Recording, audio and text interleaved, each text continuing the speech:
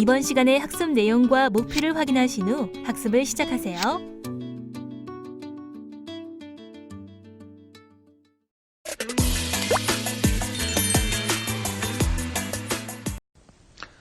이번에는 태양광 인버터 특성을 MPPT 개통연계 효율 향상 관점에서 살펴보도록 하겠습니다. MPPT 같은 경우는 저번 시간에 얘기했던 이제 맥시멈 파워 포인트 트래킹의 약자로 기후에 의해서 일사량이나 온도에 의해서 계속 가변되는 태양전진 모듈의 최대 전력점을 어떻게 잘 추종하느냐의 얘기가 되겠죠. 그래서 오늘은 이 MPPT 알고리즘 중에서 PNO 알고리즘과 인크리멘탈 컨덕턴스 알고리즘을 살펴볼 예정이고요. 그 다음에 개통연계 관련해서는 이제 기본적으로 대표적인 분산형 전원의 하나인 태양광 인버터에 요구되는 개통연계 관련된 사항들, 특히 이제 단독운전 검출 시험에 관해서 얘기하고요. 효율 향상에 대해서는 예전 이제 1980년대 변압기형 태양광 인버터부터 지금 이제 1918년, 19년 계속해서 이제 발전이 되면서 새로운 형태의 토폴로지나 소자들, 부품들, 전력회로들이 나오면서 태양광 인버터들의 효율 향상이 이루어져 있는데 이 것들에 대해서 살펴보도록 하겠습니다. 가장 일반적인 것은 요즘 가장 핫한 것은 이제 실리콘 카바이드나 갈륨 나이트라이드 소자를 사용한 방식, 그 다음에 3레벨 방식이 이제 요즘 가장 핫한 그런 방식이 되겠죠.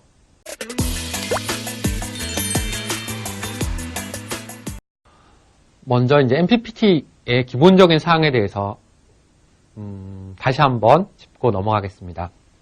MPPT라고 태양광 인버터에서의 이제 MPPT 최대 전력점 추종이라고 하는 것은 태양전진 모듈이 일사량과 온도에 따라서 계속 그 출력이 바뀌기 때문에 최대 전력을 얻기 위해서는 항상 태양광 인버터의 오퍼레이팅 포인트를 최대 전력점 근처에서 유지할 필요가 있습니다.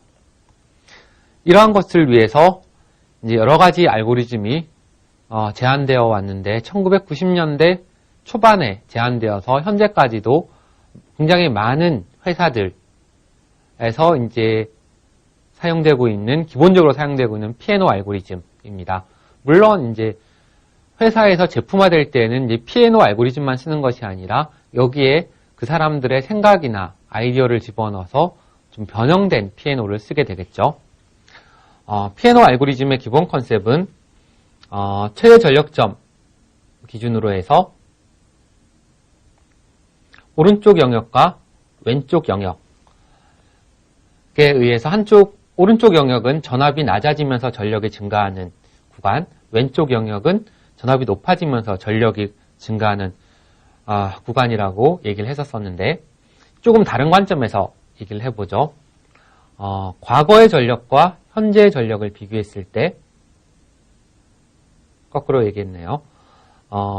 과거의 전력과 현재의 전력을 비교했을 때 현재의 전력이 더 큰 경우, 그 다음에 과거의 전력이 더 큰 경우는 이런 경우일 겁니다. 현재의 전력이 더 큰 경우는 여기에서 여기로 이동된 경우, 그 다음에 이 포인트에서 이 포인트로 이동한 경우가 과거의 전력보다 현재의 전력이 더 큰 경우가 될 테고, 그러면 여기에서는 이쪽이 되는 거죠. 현재 전력이 더 큰 경우는 이게 이쪽에 있으면 전압을 낮춰야 되는 거고 이쪽에 있으면 전압을 높여야 되는 거고, 여기는 전압을 현재 전압이 더 큰 경우는 현재 전압이 더 큰 경우는 현재 전압이 더 큰 경우 S는 전압을 더 높이고, 여기 플러스, 현재 전압이 더 작은 경우는 전압을 낮춰서 항상 오퍼레이팅 포인트가 최대 전력점 쪽으로 가게 하는 부분이고요. 그 다음에 이쪽으로 간 경우 과거의 전력이 더 컸던 경우, 과거, 현재 이렇게 가고 과거, 현재 이렇게 간 경우는 결국 최대 전력점과 더 멀어진 경우죠. 그죠? 그러면 현재의 전압이 더 높은 경우, 여기가 현재의 전압이 더 높은 경우죠. 이렇게 갔으면 전압을 더 낮춰서 이렇게 이동해야 돼서 전압을 더 낮추고, 이렇게 이동한 경우는 전압을 더 높여서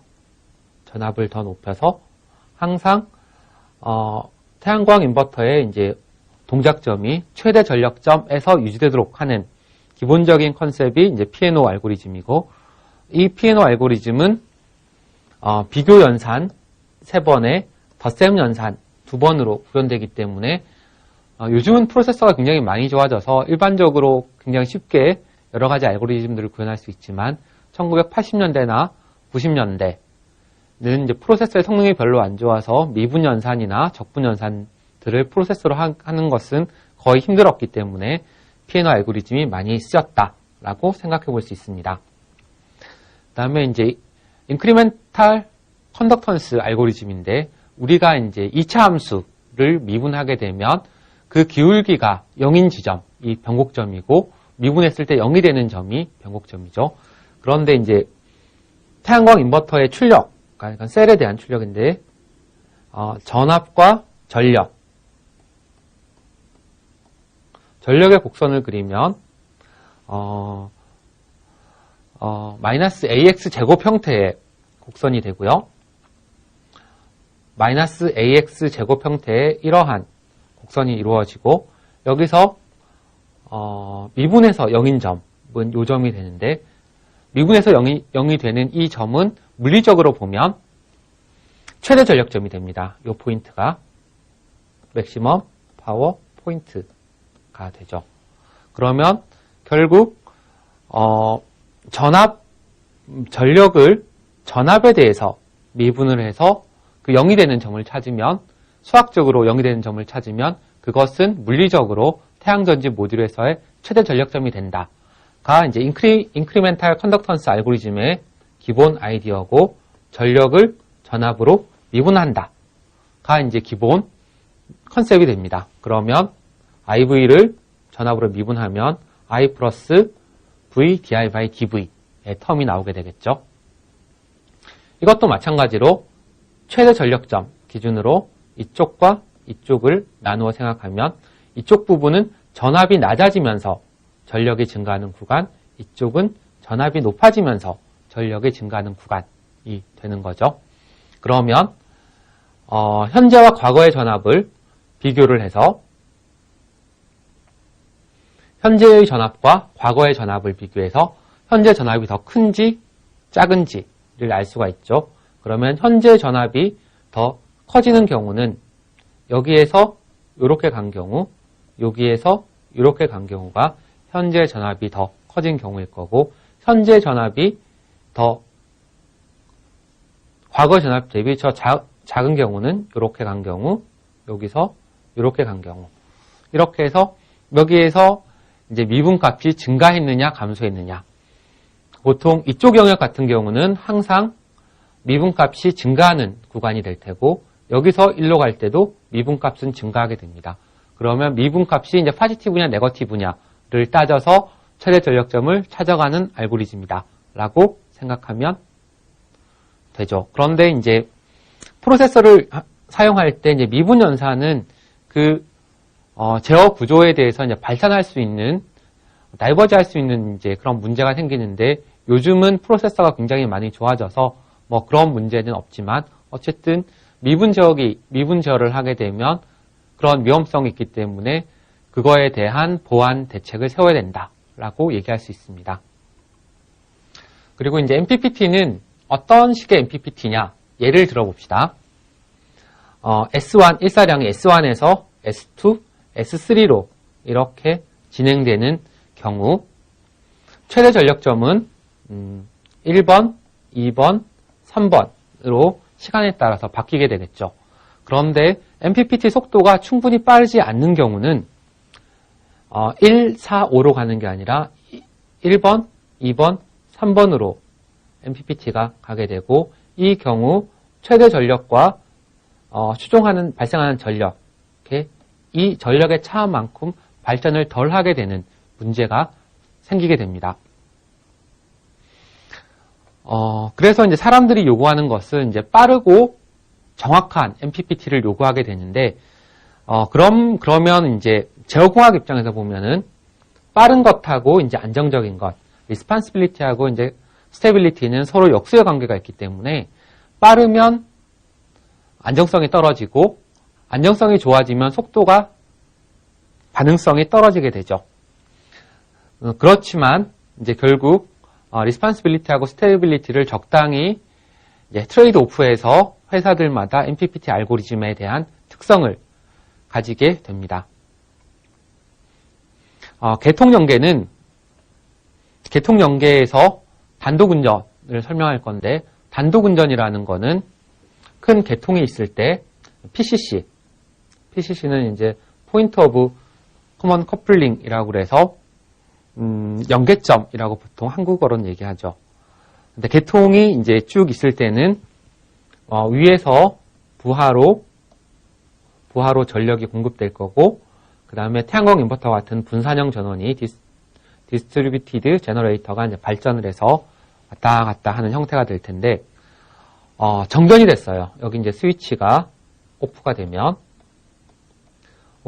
일반적으로는 이제 분산형 전원이 발전하는 것과 부하에서 사용하는 전력의 차이가 존재하기 때문에 그러니까 저압의 형태로 돼서 전압이 낮아져서 분산형 전원이 정지하게 되는데, 그렇지 않고 분산형 전원이 이제 발생하는 전력과 부하에서 소비하는 전력이 정확하게 일치하는 경우가 생길 수가 있어요. 이런 경우를 이제 단독운전, 아일랜딩, 그러니까 모든 데 다 정전이 되는데 한 부분만 섬처럼 이제 전기가 들어온다라고 해서 아일랜딩이라고 얘기를 합니다. 이러한 상태를 단독운전 상태라고 얘기를 하죠. 단독운전 검출의 필요성에 대해서 얘기를 하면, 결국 정전이 됐으니까 누군가는 이제 점검하러 오거나 고치러 오겠죠. 그러면 보통 이제 일반적으로 이제 단독운전 그러니까 정전이 되면 고치러 온 엔지니어들은 그러니까 전기 설비에 가압이 되어 있지 않다, 전기가 들어와 있지 않다라고 생각하기 때문에 안전사고가 날 수가 있고요.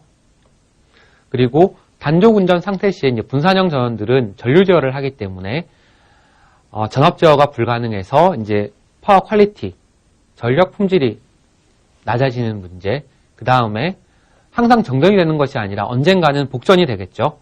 그래서 상위 리클로저가 재투입되게 되면 분산형 전원의 위상과 전력 계통의 위상의 그런 위상 차이에 의해서 단락사고가 발생하게 되는데, 이때 전력 계통은 무한보선이고 분산형 전원은 어떤 특정 용량을 가지고 있기 때문에 사고 전류에 의해서 태양광 인버터가 이제 파괴되는 그런 문제가 발생하게 됩니다.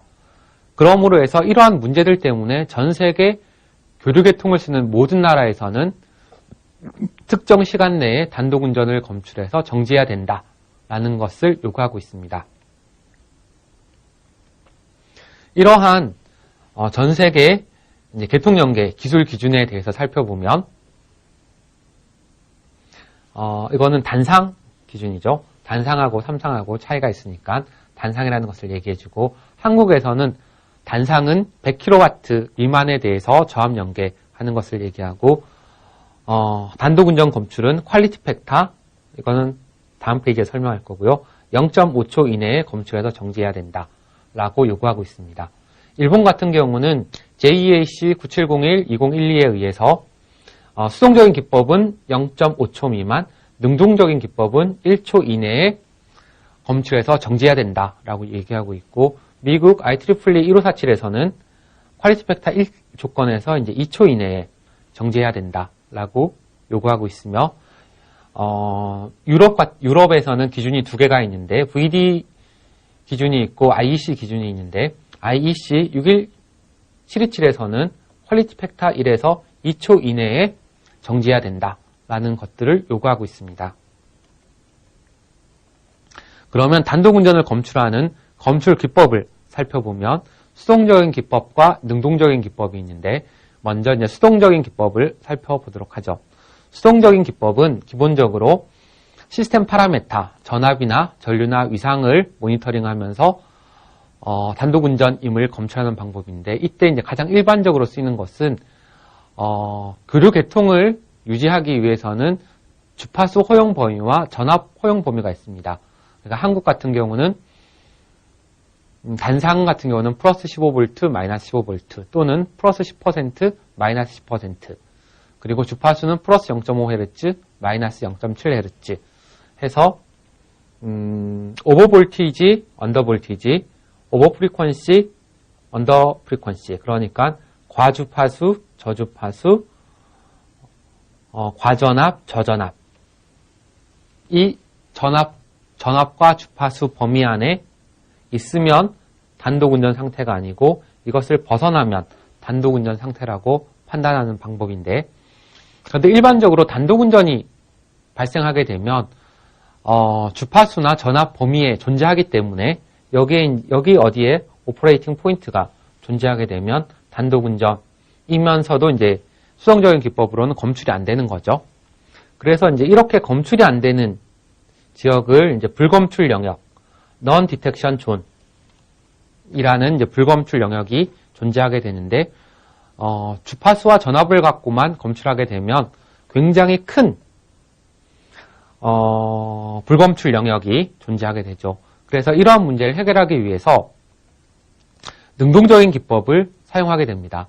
능동적인 기법이라는 거는 출력 전류에, 작은 이제 디스터번스를 넣어서 어떻게 반응하는지 확인하는 그런 방식이 능동적인 기법이고 여기서 대표적인 방식이 이제 AFD가 있습니다. AFD는 이제 액티브 프리퀀시 드리프트의 약자로 전류를 주입할 때 사인파, 그러니까 정연파의 전류를 주입하는 것이 아니라 제로 크로싱 구간에 0레벨이 있는 제로 레벨이 있는 전류를 주입하는 형태를 AFD라고 하고요. 이러한 이제 능동적인 기법을 사용하게 되면 추가적인 제어 회로가 불필요하게 되고 불검출 영역이 되게 작아지는 장점이 있습니다. 반면에 이런 불검출 영역을 없애기 위해서 외란의 크기를 키우게 되면 전력 품질이 저하되는 문제가 있는데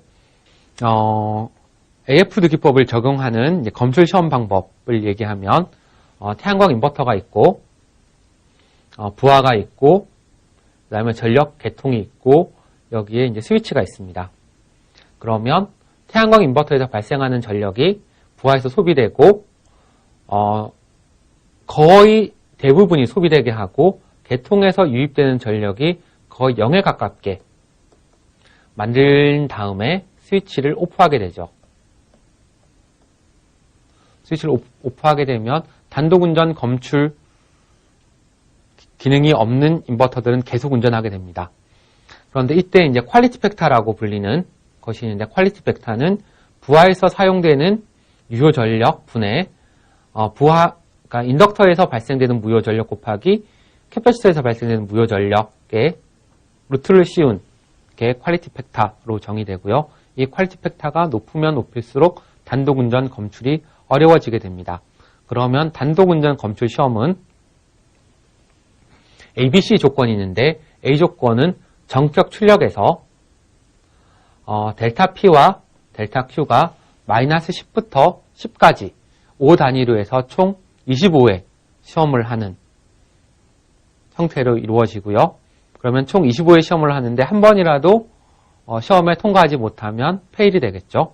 그리고 B 조건 같은 경우는 전격 출력의 50에서 66%, C 조건은 전격 출력의 25에서 30%, 일반적으로는 90% 전격의 60%, 전격의 30%로 시험하는 것이 일반적입니다.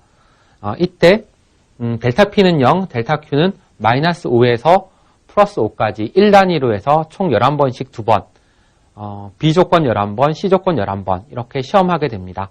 여기서 한 번이라도 시험을 통과하지 못하면 페일이 되는 거고 시험을 통과하지 못하게 되겠죠.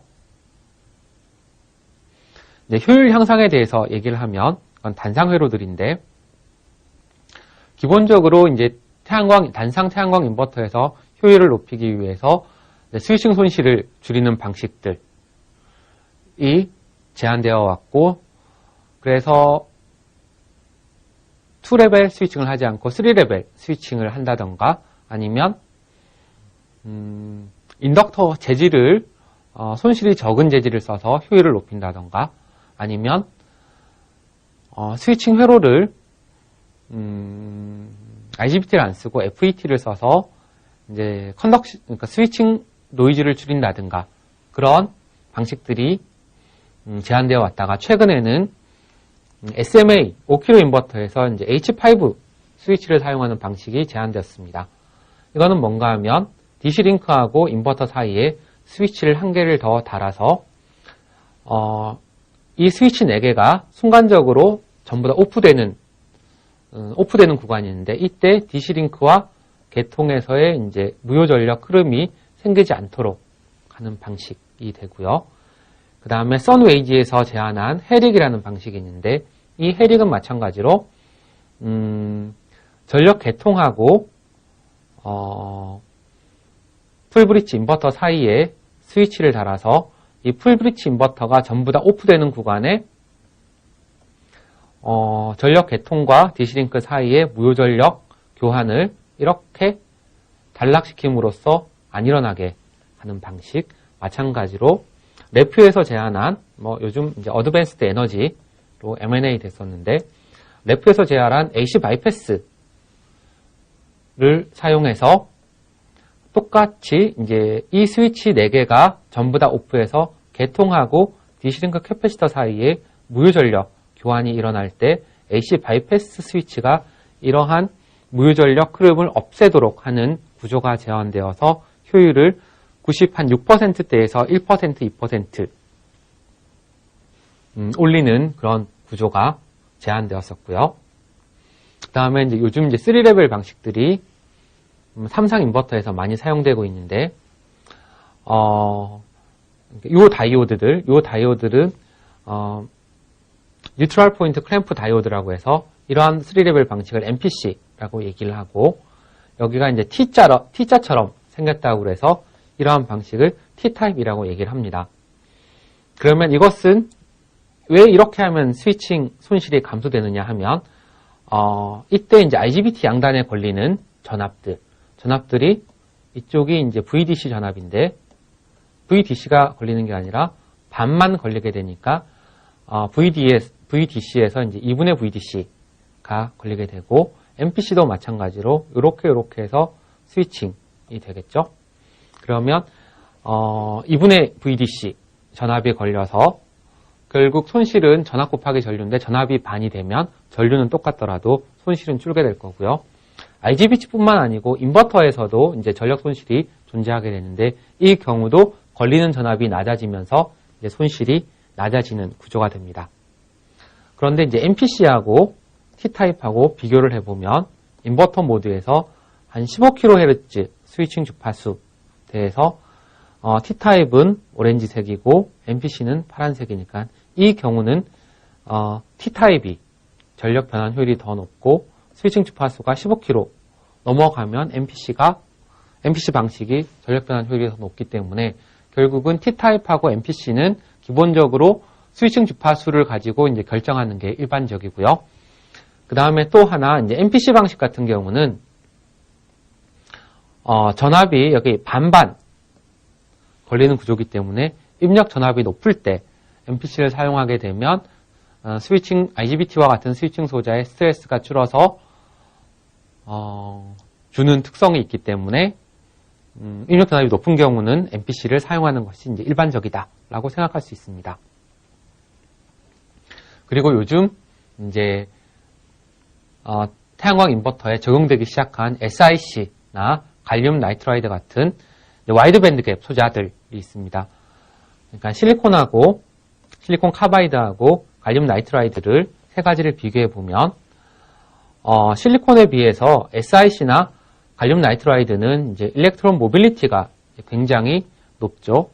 오더가 한 3배에서 4배 정도 더 일렉트론 모빌리티가 더 높은데, 일렉트론 모빌리티가 더 높다라고 하는 것은 뭔가 하면 더 높은 스위칭 주파수를 쓸 수 있다라는 얘기가 되는 거죠. 그래서 더 높은 스위칭 주파수를 쓰게 되면 사용되는 이제 인덕터의 크기가 줄고 인덕터의 손실이 줄어드는 부수적인 효과를 얻을 수가 있고요.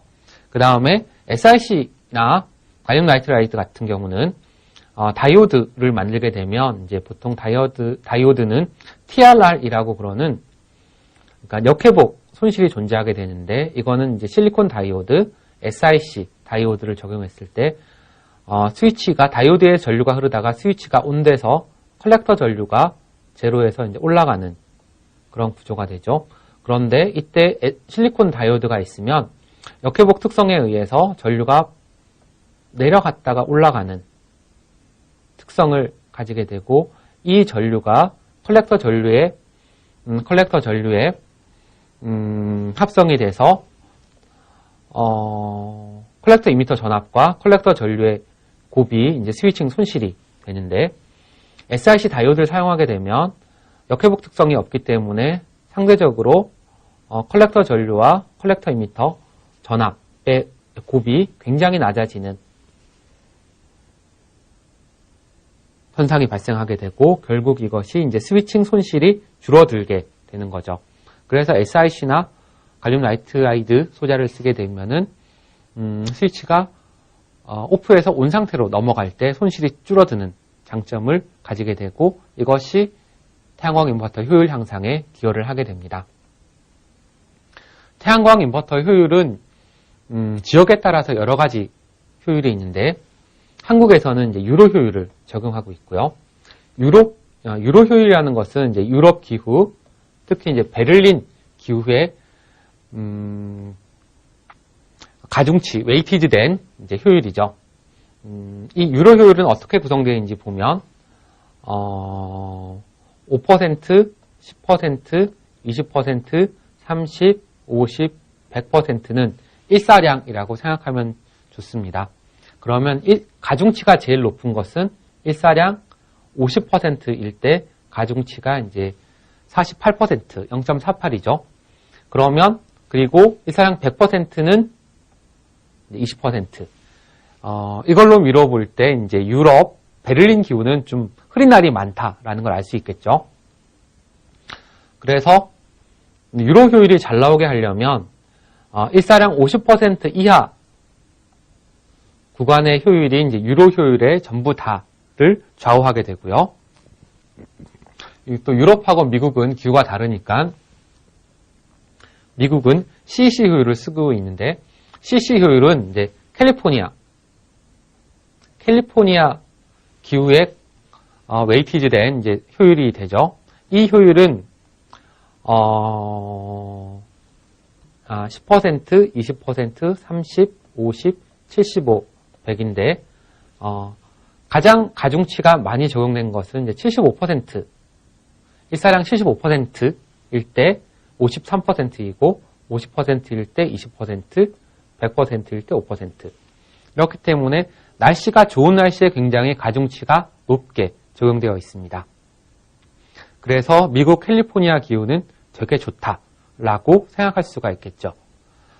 태양광 인버터 효율에서 유로 효율이나 CC 효율을 얘기하는 이유는 태양광 인버터의 발전량은 결국 그 기후와 밀접한 관계가 있기 때문에 태양광 인버터의 효율은 기후와 연관돼서 만드는 것이 실제 발전량과 직접적인 관계가 있다라는 것에 의해서 유로 효율과 이제 CC 효율이 나왔고, 그리고 한국도 유로 효율을 채택해서 태양광 인버터 효율을 표시하고 있다라고 알고 있으면 됩니다. 지금까지 학습한 내용을 정리해 보겠습니다.